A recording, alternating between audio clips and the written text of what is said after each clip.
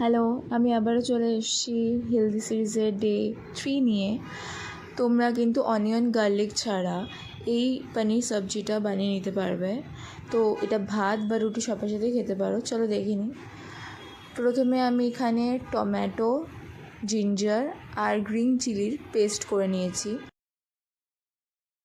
তারপর একটা বাটিতে গরম মশলা, ধনে গুঁড়ো, হলুদ, কাশ্মীরি লঙ্কার গুঁড়ো, নুন স্বাদ মতো আর দিয়ে দিয়েছিলাম শাহি পনির মশলা। এগুলো ভালো করে একটু মিশিয়ে নিতে হবে, সামান্য জল দিয়ে ভালো করে মিশিয়ে নিতে হবে।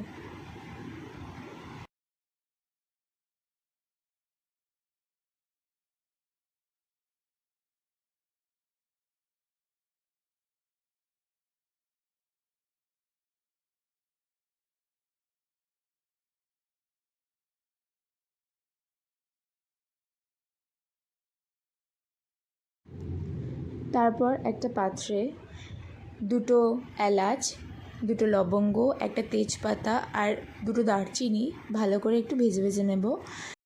এরপর ওই তেলে আমি ওই টমেটো, জিঞ্জার আর গ্রিন চিলির যে পেস্টটা সেটা মিশিয়ে দিলাম।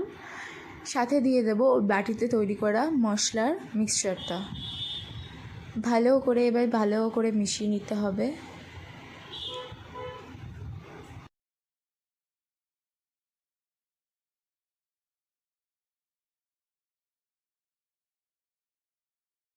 এরপর আমি এতে 5 মিনিট আগে তৈরি করে রাখা পনির, ক্যাপসিকাম, দই আর কস্তুরি মেথির একটা মিক্স আমি এতে দিয়ে দিলাম।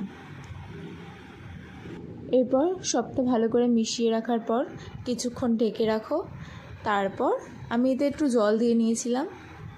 তারপর সার্ভ করো। রুটি, ভাত যার সাথে ইচ্ছে তোমরা সার্ভ করো। আচ্ছা, ভালো লাগলে কিন্তু লাইক, শেয়ার, কমেন্ট আর সাবস্ক্রাইব করতে ভুলো না একদম।